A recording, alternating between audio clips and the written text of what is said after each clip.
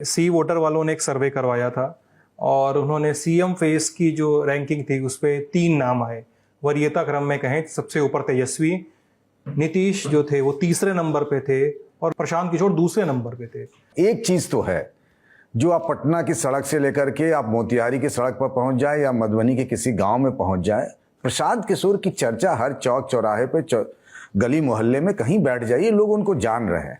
जो शुरुआत में उनके बारे में कहा जाता है कि टिकेंगे नहीं, चले जाएंगे, तो जो चंपारण की भितियरवा से उन्होंने अपनी शुरुआत की, अब वो लगातार 3 साल तक खुद ही कहते हैं कि 5000 गांवों में हमने पदयात्रा की है, लगातार डटे हुए हैं। एक तीसरी ताकत बनते हुए दिख रहे हैं, नजर आ रहे हैं चर्चा के आधार पर।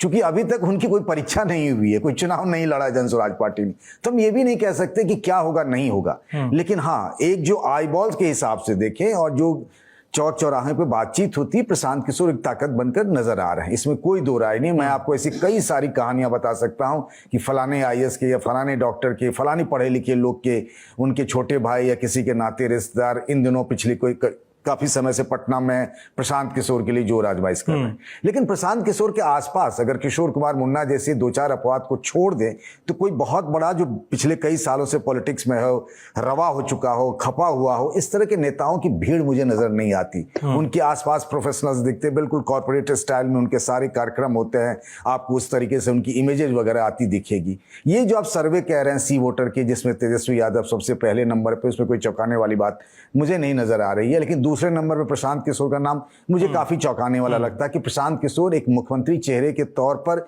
दूसरे नंबर पर दिखाया जा रहा है। बीजेपी के नेताओं की अगर हम खास तौर से बात करें तो उनको लगता है कि सबसे ज्यादा प्रशांत किशोर के होने से डेंट अगर किसी को है तो वो बीजेपी को लगता है, बीजेपी को लगना है। एजेंडा वो जरूर सेट कर रहे हैं। किसको पता था सम्राट चौधरी के बारे में, अशोक चौधरी के बारे में, मंगल पांडे के बारे में, दिलीप जायसवाल के बारे में, संजय जायसवाल के बारे में। ये काम तो आरजेडी और कांग्रेस का भी होना चाहिए था, लेकिन उधर से तो कोई ऐसी बात ही नहीं आई। ये सारे मुद्दे जितने भी हैं, पलायन से लेकर जिस मजबूती से हाल फिलहाल के दिनों में प्रशांत ने उठाया है, वो तो उनकी पार्टी और उनके नाम की चर्चा तो है।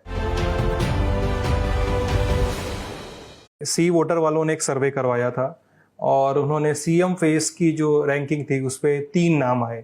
वरीयता क्रम में कहें सबसे ऊपर तेजस्वी, नीतीश जो थे वो तीसरे नंबर पे थे और प्रशांत किशोर दूसरे नंबर पे थे।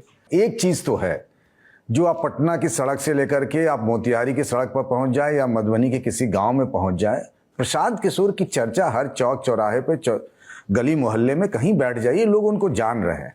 जो शुरुआत में उनके बारे में कहा जाता है कि टिकेंगे नहीं, चले जाएंगे, तो जो चंपारण की भितियरवा से उन्होंने अपनी शुरुआत की, अब वो लगातार 3 साल तक खुद ही कहते हैं कि 5000 गांवों में हमने पदयात्रा की है, लगातार